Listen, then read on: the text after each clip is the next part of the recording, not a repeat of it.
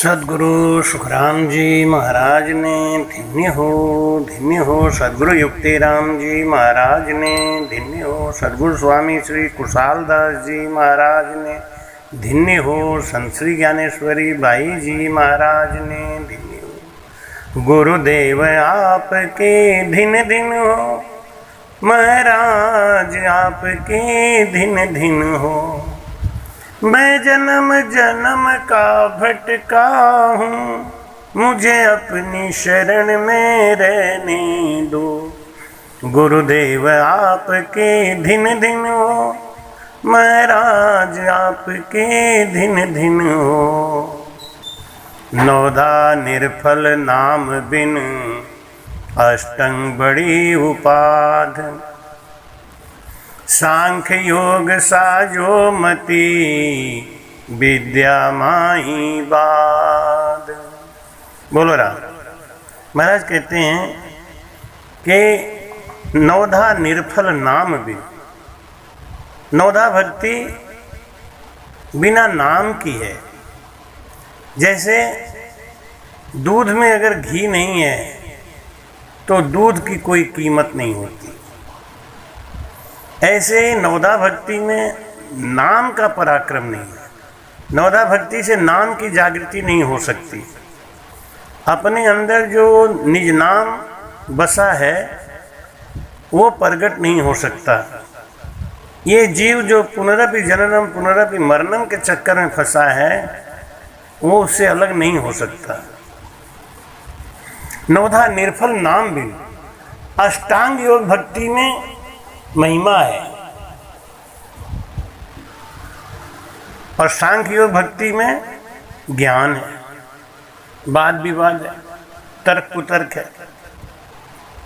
भाई कहते नौधा निर्फल नाम बिन अष्टंग बड़ी उपाधि सांख्य योग साजो मति विद्या माही बात। ये सब इस शरीर के कर्म इस संसार में ही फल दे के फिर नष्ट हो जाते हैं।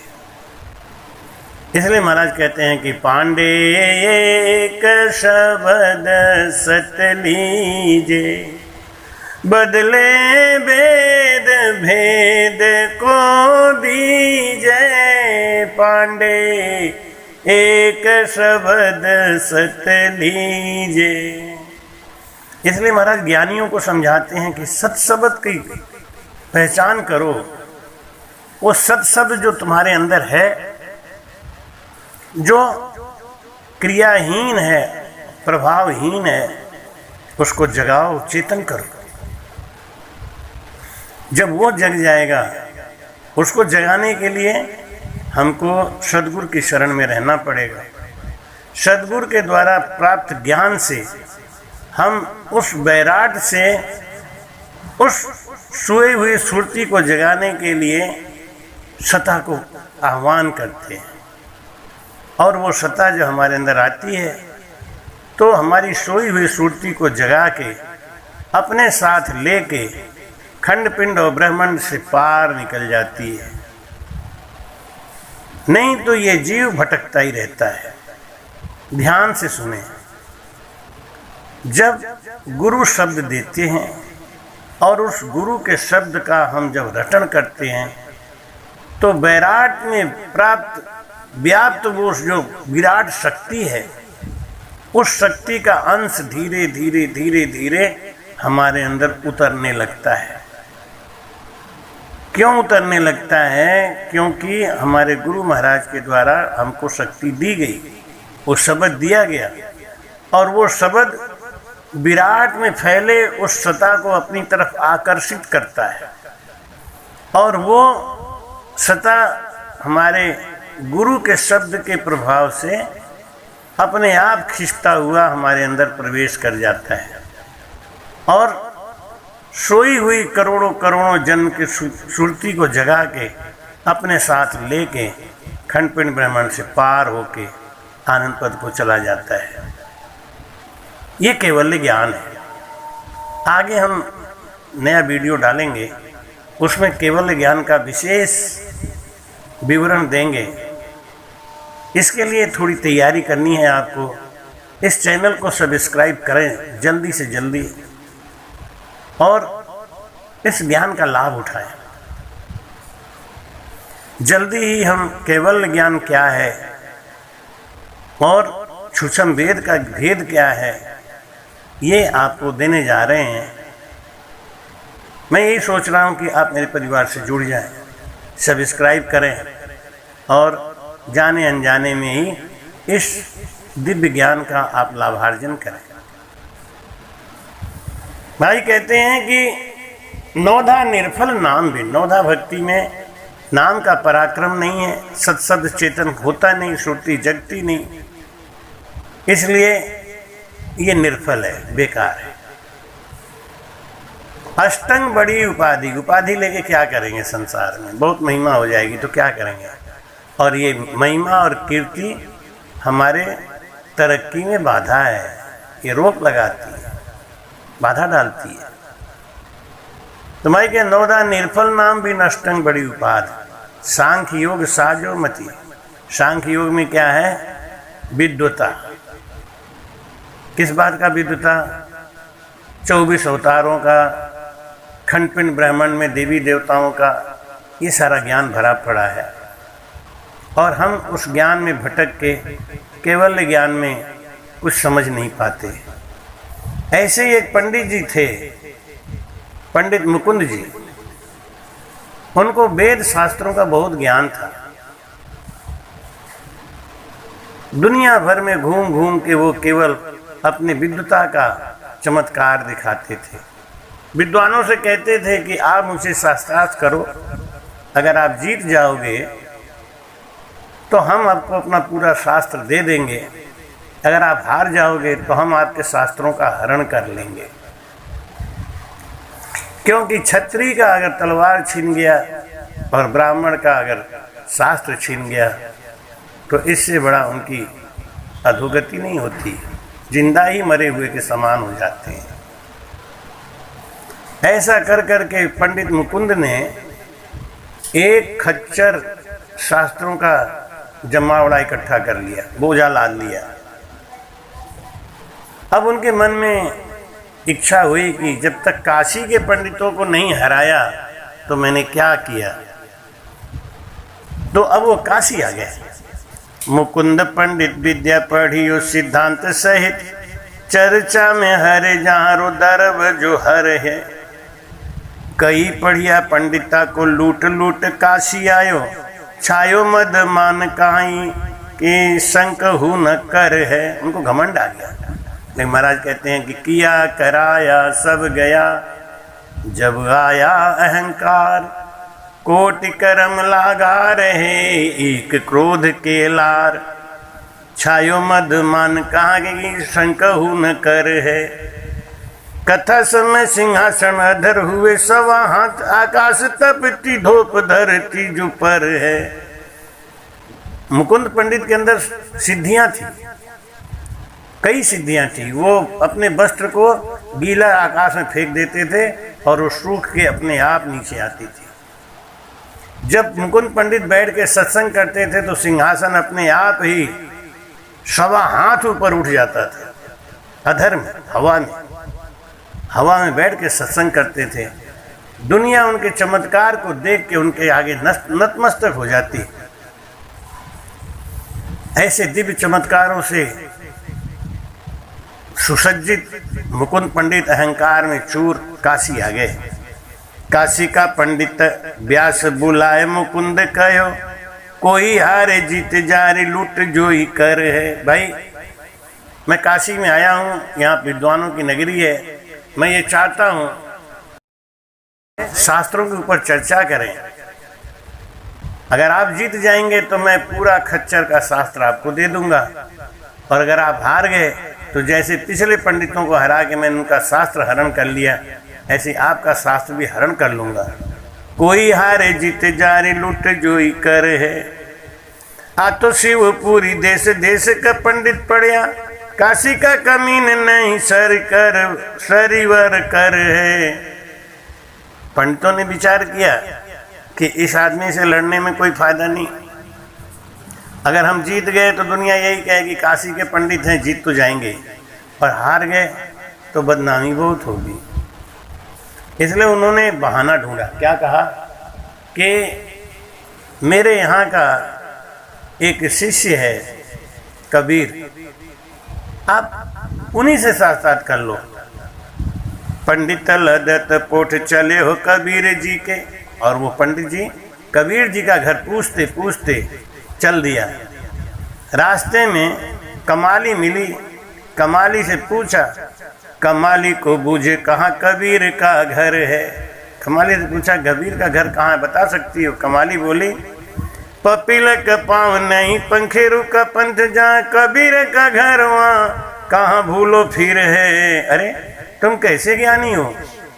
कबीर साहब का घर खोजता फिर रहा है, वो तो सब जगह है, उन्हें कहाँ तलाश करते हो? वो तो यहाँ भी हैं, वहाँ भी हैं, हर जगह है, वो तो ब्रह्म स्वरूप है।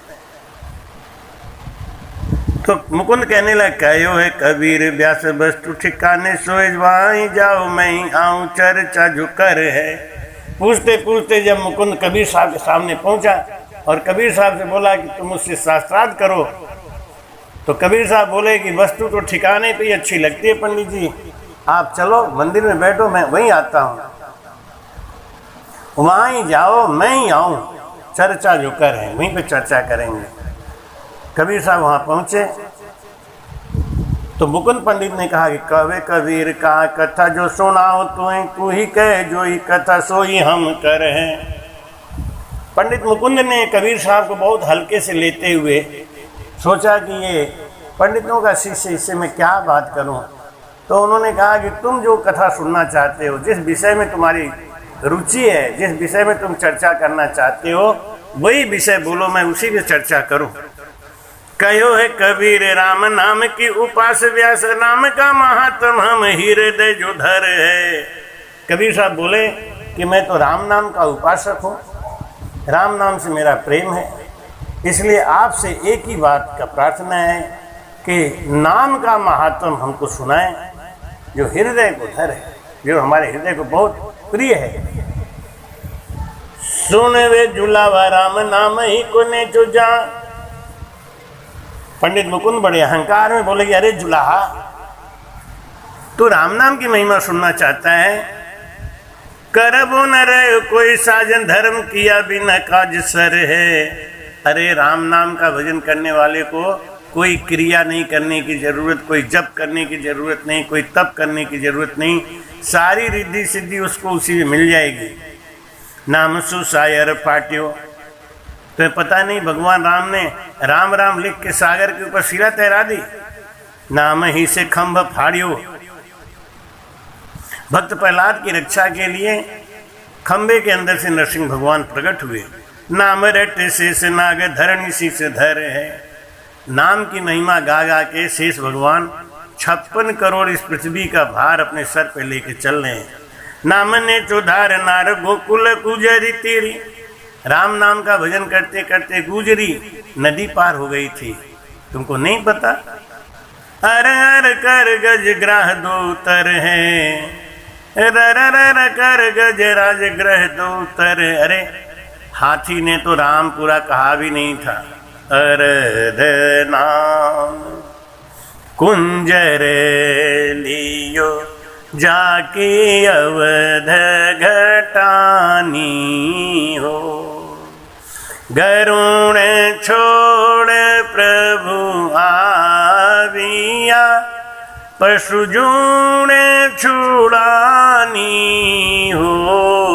पिया तेरो नाम लुभानी हो, पिया तेरो नाम लुभानी हो।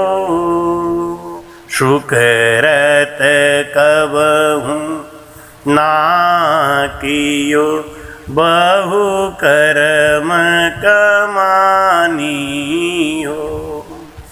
गणिका कीर पढ़ावता, बैकुंठ सिदानी हो। पिया तेरो नाम लुभानी हो। अरे तुम्हें पता नहीं राम नाम का महत्व? बेश्या तो कभी शुभ कर्म करी ही नहीं थी, उसके भी मुख से अंत समय में जब राम नाम निकला तो वो बैकुंठ से उसके लिए विमान भेजा भगवान ने। अरे जुलाहा, तुमको राम नाम की महिमा अभी तक समझ में नहीं आई। नाम ने चौधार नार गोकुल गुजरी थी, एक गुजरी थी, उसने अपने गुरु के मुख से सुन लिया कि राम नाम कहने से भवसागर पार हो जाते हैं। उस गुजरी के मन में इतनी आस्था और विश्वास जम गया कि वो नदी में ऐसे ही घुस गई, राम राम कहते कहते पार हो गई। वरुण देव भगवान विष्णु से बोले कि ये हमारे अंदर प्रवेश कर रही है, मैं इसके संग क्या करूं? भगवान ने कहा ये बहनी नहीं चाहिए। क्यों?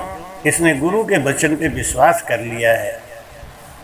तो माई कहते हैं कि वो गुजरी आती जाती रही नदी में से, इधर से उधर, इधर से उधर। एक दिन गुजरी के मन में आया कि मैं अपने गुरु महाराज को भोजन प्रसाद कराऊं, क्योंकि मेरा तो रोज ही धन बच रहा है। महाराज जाने वाले, इनको भोजन प्रसाद करा के भेजो। भोजन प्रसाद कराने के लिए निवेदन किया, महाराज तैयार हो गए, दोनों साथ साथ आए। महाराज ने कहा भाई नाव तो उस तरफ है, गुजरी तू इधर कहाँ जा रही है? वो बोली महाराज आपने ऐसा ज्ञान, ऐसा भेद दे दिया, अब मुझे नाव की जरूरत ही नहीं। व्यास जी ने पूछा क्यों, ऐसा क्या हो गया? कि आपने कहा था ना कि राम नाम से भवसागर तर जाते हैं, तो ये तो नदी है, मैं नदी पार कर जाऊंगी। व्यास जी को बड़ी शंका हो गई, क्या हो गया ये तो कथाओं में बातें होती हैं, लेकिन विश्वास कहाँ था? अब गुजरी तो पार हो गई, लेकिन पंडित जी जब प्रवेश किए तो वरुण देव भगवान ने विष्णु जी से पूछा कि महाराज आज तो गुजरी के गुरुजी भी उतर रहे हैं पार। विष्णु भगवान ने कहा उनको आस्था और विश्वास नहीं है, इसलिए उनको बह जाने दो। लेकिन गुजरी को आस्था विश्वास बहुत है, वो नहीं बहनी चाहिए।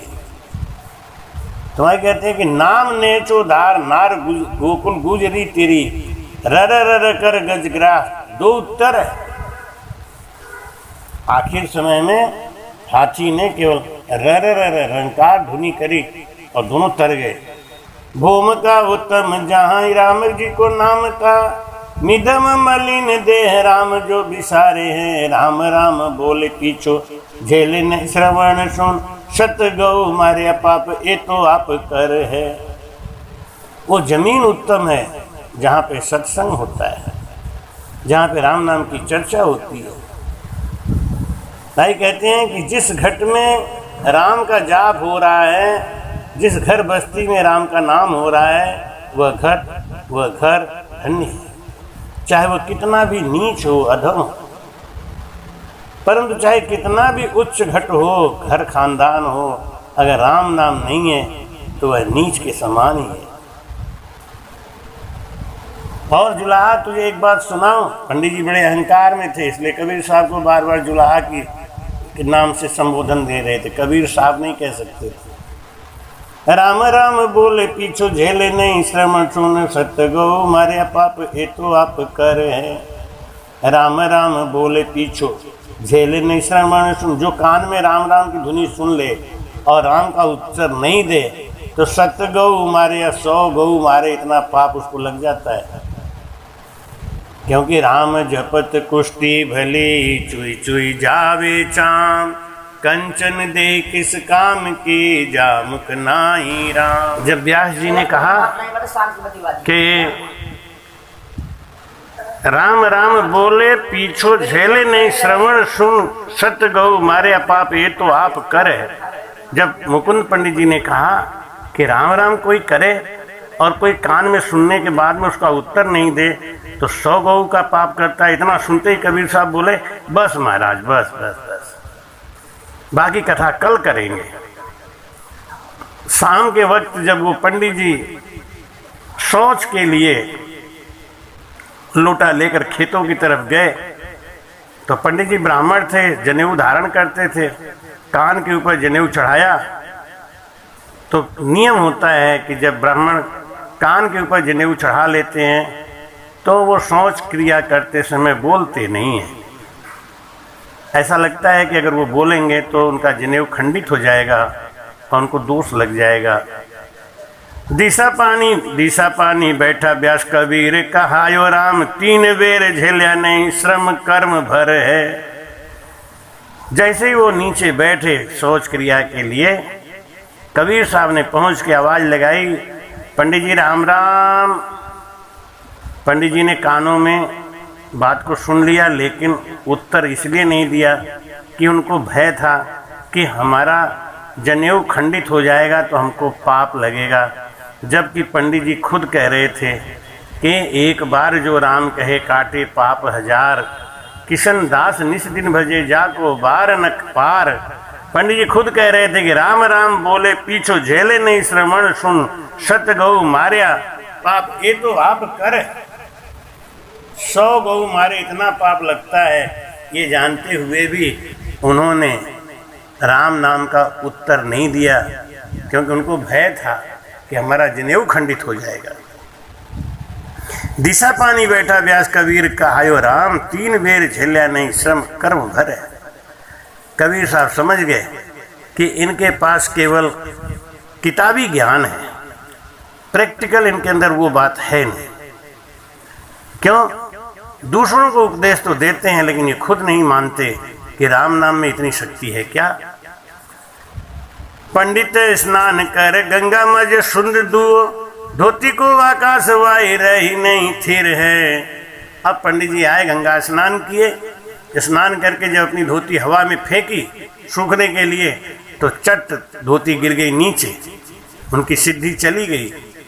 फेरे बावे फेरे आवे, बार बार वो वस्त्र को ऊपर फेंकते थे, बार बार वस्त्र नीचे आता था। गायत्री जपावे जाप, बार बार वो गायत्री का मंत्र जपते थे, लेकिन कौन पाप पहुँचे मेरी धोती धरण पर है। अब उनको चिंता लग गई, मेरे से कौन सा ऐसा पाप हो गया, मेरी सिद्धियां कहाँ चली गई, ऐसा कौन सा गुनाह हो गया। उन्होंने सोचा और तो कोई बात नहीं हुई, केवल कबीर से मैंने वाद विवाद किया था, उनको अब शब्द कहा था। तो सीधे कबीर जी के घर पे आगे बोले, बदन बिलखी पर आयो है कबीर घर, क्रिया कर तूत मेरी कहो कैसे हर है। कबीर साहब से बोले कि हे कबीर साहब, अब आज वो जुलाहा नहीं बोल रहे हैं, गाड़ी फंसी ना। कहते हैं फंस गई गिन्नी तो बोल दी सिन्नी, और निकल गई गिन्नी तो काहे की सिन्नी। आज जुलाहा नहीं बोल रहे हैं। बदन बिलखी पर आयो है कबीर घर, क्रिया कर तूत मेरी कहो कैसे हर है। हे कबीर साहब, मेरी रिद्धि सिद्धि कहाँ चली गई, ऐसा कौन सा पाप हो गया। कहो है कबीर बोलो न्याव चालो अन्याव, पीछो राम नाम नहीं झेलो गौ सत मर है। हत्यारों को मुख देखा होते है, हत्यारों कौन देख मुख थारो संत अफूटी जो फिर है।